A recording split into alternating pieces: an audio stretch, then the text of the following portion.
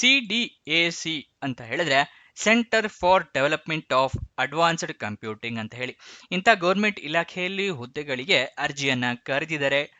Total 60 ಹುದ್ದೆ ಖಾಲಿ ಇದೆ. ಉದ್ಯೋಗ ಸ್ಥಳ ಬೆಂಗಳೂರು, ಕರ್ನಾಟಕ. ಪ್ರಾಜೆಕ್ಟ್ ಇಂಜಿನಿಯರ್ ಹುದ್ದೆ ಖಾಲಿ ಇದೆ. ವೇರಿಯಸ್ ಡಿಸಿಪ್ಲಿನ್ ನಲ್ಲಿ ಖಾಲಿ ಇರುತ್ತೆ. ಯಾವ್ಯಾವುದು ಅಂತ ಹೇಳಿ ತಿಳಿಸ್ಕೊಡ್ತೀನಿ. ತಿಂಗಳಿಗಲ್ಲ, ಇದು ವರ್ಷಕ್ಕೆ ಸ್ಯಾಲರಿ ಆಗಿರುತ್ತೆ. ವರ್ಷಕ್ಕೆ 4,49,000 ರೂಪಾಯಿಂದ ಹಿಡಿದು 7,11,000 ರೂಪಾಯಿ ತನಕ ವರ್ಷಕ್ಕೆ ಸ್ಯಾಲರಿ ಇರುವಂತಹ ಜಾಬ್ ಇದಾಗಿರುತ್ತೆ. ಯಾವ್ಯಾವ ಹುದ್ದೆ ಎಷ್ಟೆಷ್ಟು ಖಾಲಿ ಇದೆ ಅಂತ ನೋಡೋಣ. PE1 ಅಂತ ಹೇಳಿದ್ರೆ ಪ್ರಾಜೆಕ್ಟ್ ಇಂಜಿನಿಯರ್ ಎಂಬೆಡೆಡ್ ಸಿಸ್ಟಮ್ ಮತ್ತೆ ಸಾಫ್ಟ್ವೇರ್ ನಲ್ಲಿ 6 ಹುದ್ದೆ ಖಾಲಿ ಇದೆ. PE2 project engineer software application development ನಲ್ಲಿ 12 ಹುದ್ದೆ ಖಾಲಿ ಇದೆ. Project engineer electronics embedded hardware 20 ಹುದ್ದೆ ಖಾಲಿ ಇದೆ. Project engineer VLSI FPGA ASIC ಹುದ್ದೆ 6 ಖಾಲಿ ಇದೆ. ಪ್ರಾಜೆಕ್ಟ್ ಇಂಜಿನಿಯರ್ ಮೆಕ್ಯಾನಿಕಲ್ ಮತ್ತೆ ಆಟೋಮೊಬೈಲ್ ನಲ್ಲಿ 5 ಹುದ್ದೆ ಖಾಲಿ ಇದೆ. ಪ್ರಾಜೆಕ್ಟ್ ಇಂಜಿನಿಯರ್ AI ಮತ್ತೆ ML ನಲ್ಲಿ 4 ಹುದ್ದೆ ಖಾಲಿ ಇದೆ. Project engineer power electronics and drives ನಲ್ಲಿ 5 ಹುದ್ದೆ ಖಾಲಿ ಇದೆ. ಪ್ರಾಜೆಕ್ಟ್ ಇಂಜಿನಿಯರ್ ಕಮ್ಯುನಿಕೇಶನ್ ಇಂಜಿನಿಯರ್ ನಲ್ಲಿ 2 ಹುದ್ದೆ ಖಾಲಿ ಇದೆ. ಟೋಟಲ್ 60 ಹುದ್ದೆಗಳು. ನೆಕ್ಸ್ಟ್, ಇದರ ಅರ್ಜಿ ಶುಲ್ಕವನ್ನ ನೋಡಿದ್ರೆ ಯಾವುದೇ ರೀತಿಯ ಅರ್ಜಿ ಶುಲ್ಕ ಕೂಡ ಈ ಹುದ್ದೆಗಳಿಗೆ ಇಟ್ಟಿರೋದಿಲ್ಲ. ಉಚಿತವಾಗಿ ನೀವು ಅರ್ಜಿಯನ್ನ ಹಾಕಬಹುದು, ಈ ಜಾಬ್ನ ನಿಮ್ದಾಗಿಸ್ಕೊಳ್ಬಹುದು. ಮತ್ತೆ ಸೆಲೆಕ್ಷನ್ ಪ್ರೊಸೆಸ್ ನೋಡಿದ್ರು ಅಷ್ಟೇ, ಯಾವುದೇ ರೀತಿಯ ಪರೀಕ್ಷೆ ಇಟ್ಟಿರೋದಿಲ್ಲ. ಅಂದರೆ return test, computer based test ಈ ಥರ ಯಾವುದು ಕೂಡ ಇಟ್ಟಿರೋದಿಲ್ಲ. ಜಸ್ಟ್ ವಾಕಿನ್ ಇಂಟರ್ವ್ಯೂನ ನೀವು ಪಾಸ್ ಮಾಡಬೇಕಾಗುತ್ತೆ. ವಾಕಿನ್ ಇಂಟರ್ವ್ಯೂ ಹೋಗೋಕ್ಕೂ ಮುಂಚೆ ನೋಟಿಫಿಕೇಶನ್ ಒಂದ್ಸಲ ಸಂಪೂರ್ಣವಾಗಿ ಓದ್ಕೊಳ್ಳಿ. ಏನೇನು ಎಲಿಜಿಬಿಲಿಟಿ ಕ್ರೈಟೀರಿಯಾ ಇದೆ ಅಂತ ತಿಳ್ಕೊಳ್ಳಿ. ನಿಮಗೆ ವಾಕಿನ್ ಇಂಟರ್ವ್ಯೂ ಅಟೆಂಡ್ ಮಾಡೋದಕ್ಕೆ ಈಸಿ ಆಗುತ್ತೆ. ಆ ನೋಟಿಫಿಕೇಶನ್ ಡೌನ್ಲೋಡ್ ಮಾಡ್ಕೊಳ್ಳೋದು ಹೇಗೆ ಅಂತ ಕೂಡ ತಿಳಿಸ್ಕೊಡ್ತೀವಿ. ಇದರ ಅಪ್ಲಿಕೇಶನ್ ನೀವು ಆನ್ಲೈನ್ ಮುಖಾಂತರ ಅರ್ಜಿಯನ್ನ ಹಾಕೋಬೇಕಾಗುತ್ತೆ. ಆನ್ಲೈನ್ ಮುಖಾಂತರ ಅರ್ಜಿ ಹಾಕೋದರ ಲಿಂಕ್ ಕೂಡ ಪ್ರೊವೈಡ್ ಮಾಡ್ತೀವಿ. ಯಾವ್ಯಾವ ಡಾಕ್ಯುಮೆಂಟ್ಸ್ನ ರೆಡಿ ಇಟ್ಕೋಬೇಕು ಅಂತ ಹೇಳ್ತಾ ಇದ್ದೀನಿ. ಮೊದಲನೇದಾಗಿ ID proof, Aadhaar card, voter ID ಅಥವಾ ಪಾನ್ ಕಾರ್ಡ್ ಇಟ್ಕೊಂಡಿರಿ. ಎಜುಕೇಷನ್ ಕ್ವಾಲಿಫಿಕೇಷನ್ಗೆ ನಿಮ್ಮ ಮಾರ್ಕ್ಸ್ ಕಾರ್ಡು, ಸರ್ಟಿಫಿಕೇಟ್ಸು ಬೇಕಾಗುತ್ತೆ.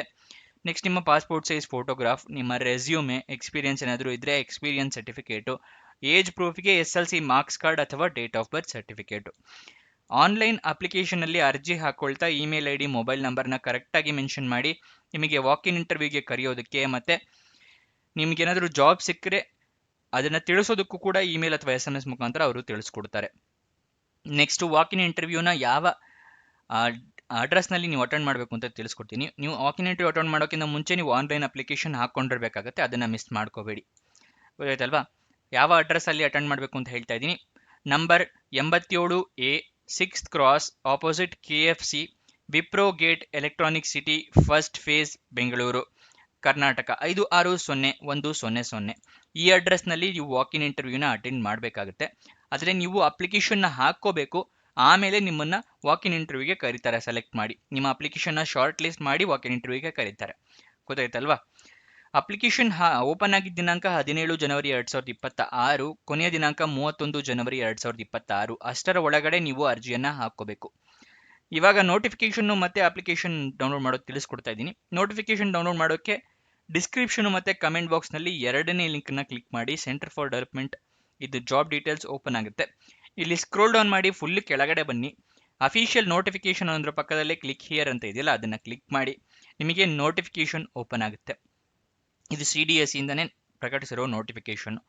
ಇದರಲ್ಲೆಲ್ಲ ಸಂಪೂರ್ಣವಾಗಿ ಡೀಟೇಲ್ಸ್ ಓದ್ಕೊಳ್ಳಿ. ಏನೇನು ವಾಕಿನ್ ಇಂಟರ್ವ್ಯೂ ದಿವಸ, ಟೈಮಿಂಗ್ಸು, ಯಾವತ್ತು ಟೆಂಟೇಟಿವ್ ಅಂದರೆ ಇನ್ನೂ ಅನೌನ್ಸ್ ಮಾಡಿಲ್ಲ, ಫೆಬ್ರವರಿಯಲ್ಲಿ ಇರುತ್ತೆ ಅಂತ ಹೇಳಿದ್ದಾರೆ. ಯಾವಾಗ ಅಂತ ಹೇಳಿದರೆ ಬೆಳಗ್ಗೆ 9ರಿಂದ 11 ಗಂಟೆ ಅಷ್ಟರೊಳಗೆ ಇರುತ್ತೆ ಅಂತ ಹೇಳಿದ್ದಾರೆ. ಯಾವ್ಯಾವ ಹುದ್ದೆಗೆ ಏನೇನು, ಎಲ್ಲೆಲ್ಲಿರುತ್ತೆ, ಮತ್ತು ಪ್ರೊಸೀಜರ್ ಏನು ವಾಕಿನ್ ಇಂಟರ್ವ್ಯೂಗೆ ಅಂತ ಇದನ್ನೆಲ್ಲ ಓದ್ಕೊಳ್ಳಿ. ನಿಮಗೆ ವಾಕಿನ್ ಇಂಟರ್ವ್ಯೂ ಹೋಗೋಕ್ಕೆ ಪ್ರಿಪ್ರೇಷನ್ ಮಾಡ್ಕೋಬೋದು ಅವಾಗ. ಗೊತ್ತಾಯ್ತಲ್ವಾ? 31 ಜನವರಿ 2026ಕ್ಕೆ ಕೊನೆಯ ದಿನಾಂಕ ಇದೆ. ಆದಷ್ಟು ಬೇಗ ಅರ್ಜಿಯನ್ನು ಹಾಕ್ಕೊಳ್ಳಿ. ಇಲ್ಲಿ ಎಲ್ಲ ಜಾಬ್ ಡೀಟೇಲ್ಸ್ ಬಗ್ಗೆನೂ ಕೊಟ್ಟಿದ್ದಾರೆ, ಏನೇನು ಅರ್ಹತೆ ಇರಬೇಕು ಅದನ್ನೆಲ್ಲ ಸಂಪೂರ್ಣವಾಗಿ ಓದ್ಕೊಳ್ಳಿ. ಆಮೇಲೆ ಅಪ್ಲಿಕೇಶನ್ನ ಹಾಕ್ಕೊಳ್ಳಿ. ಅಪ್ಲಿಕೇಶನ್ ಲಿಂಕು ಅದೇ ಅಫಿಷಿಯಲ್ ನೋಟಿಫಿಕೇಶನ್ ಕೆಳಗಡೆನೆ ಅಪ್ಲೈ ಆನ್ಲೈನ್ ಅಂತಿದೆಯಲ್ಲ, ಅದರ ಪಕ್ಕದಲ್ಲೇ ಕ್ಲಿಕ್ ಹಿಯರ್ ಅನ್ನೋದನ್ನು ಕ್ಲಿಕ್ ಮಾಡಿ. ನಿಮಗೆ ವೆಬ್ಸೈಟ್ ಓಪನ್ ಆಗುತ್ತೆ. ಇಲ್ಲಿ ಸ್ಕ್ರೋಲ್ ಡೌನ್ ಮಾಡಿ ನೀವು ಅಪ್ಲಿಕೇಶನ್ನ ಹಾಕೋಬಹುದು. ಇಲ್ಲಿ ಲಾಗಿನ್ ಟು ಅಪ್ಲೈ ಅಂತಿದೆಯಲ್ಲ, ಇದನ್ನು ಕ್ಲಿಕ್ ಮಾಡಿ ಲಾಗಿನ್ ಆಗಿ ಆಮೇಲೆ ಅಪ್ಲಿಕೇಶನ್ ಹಾಕೋಬೇಕಾಗುತ್ತೆ. ನೀವು ಮುಂಚೆ ಲಾಗಿನ್ ಆಗಿರಲಿಲ್ಲ ಅಂದರೆ ಸೈನ್ ಅಪ್ ಮಾಡಿ ಅಕೌಂಟ್ನ ಕ್ರಿಯೇಟ್ ಮಾಡ್ಕೊಂಡು ಅಪ್ಲಿಕೇಶನ್ ಹಾಕ್ಕೊಳ್ಳಿ. ಅಫಿಷಿಯಲ್ ವೆಬ್ಸೈಟ್ ಅಡ್ರೆಸ್ಸು ಕೂಡ ಕೊಟ್ಟಿದ್ದೀವಿ, cdac.in. ಈ ಅಫಿಷಿಯಲ್ ವೆಬ್ಸೈಟ್ ಇಂದನೂ ಕೂಡ ನೀವು ಜಾಬ್ ಡೀಟೇಲ್ಸ್ ತಿಳ್ಕೋಬಹುದು. ಅಫಿಷಿಯಲ್ ನೋಟಿಫಿಕೇಶನ್ ಕೂಡ ಅಲ್ಲಿಂದನೇ ನೀವು ಡೌನ್ಲೋಡ್ ಕೂಡ ಮಾಡ್ಕೋಬಹುದು. ಇವಾಗ ವಯೋಮಿತಿಯ ಡೀಟೇಲ್ಸ್ ನ ತಿಳಿಸ್ಕೊಡ್ತಾ ಇದ್ದೀನಿ. ಮ್ಯಾಕ್ಸಿಮಮ್ 45 ವರ್ಷದವರ ತನಕ ಅರ್ಜಿಯನ್ನ ಹಾಕೋಬಹುದು. ವಯೋಮಿತಿ ಸಡಿಲಿಕೆ ಕೊಟ್ಟಿದ್ದಾರೆ. 5 ವರ್ಷಗಳ ಕಾಲ ವಯೋಮಿತಿ ಸಡಿಲಿಕೆ ಕೊಟ್ಟಿದ್ದಾರೆ. ಯಾರಿಗೆ ಅಂತ ಹೇಳಿದ್ರೆ ಗೌರ್ಮೆಂಟ್ ಎಂಪ್ಲಾಯೀಸ್ಗೆ ಮತ್ತೆ ಇಂಟರ್ನಲ್ ಕ್ಯಾಂಡಿಡೇಟ್ಸ್, ಅಂದ್ರೆ ಮುಂಚೆನೆ CDSC ನಲ್ಲಿ ಕೆಲಸ ಮಾಡ್ತಿದ್ದವರಿಗೆ ಮತ್ತೆ ಬೇರೆ ಗೌರ್ಮೆಂಟ್ ಎಂಪ್ಲಾಯೀಸ್ಗೆ 5 ವರ್ಷಗಳ ಕಾಲ ವಯೋಮಿತಿ ಸಡಿಲಿಕೆ ಕೊಟ್ಟಿದ್ದಾರೆ. ಅಂಥವರಿಗೆ 50 ವರ್ಷದವರ ತನಕ ಅರ್ಜಿ ಹಾಕೋಬಹುದು.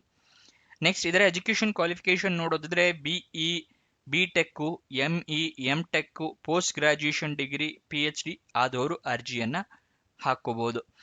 ಇದರ ಸಂಪೂರ್ಣ ವಿವರಕ್ಕೆ ನೋಟಿಫಿಕೇಶನ್ ನೋಡ್ಕೊಳ್ಳಿ. ಪ್ರತಿಯೊಂದು ಜಾಬಿಗೂ ಏನೇನಾಗಿರ್ಬೇಕು ಅಂತ ಹೇಳಿ ಅಲ್ಲಿ ತಿಳಿಸ್ಕೊಟ್ಟಿರ್ತಾರೆ.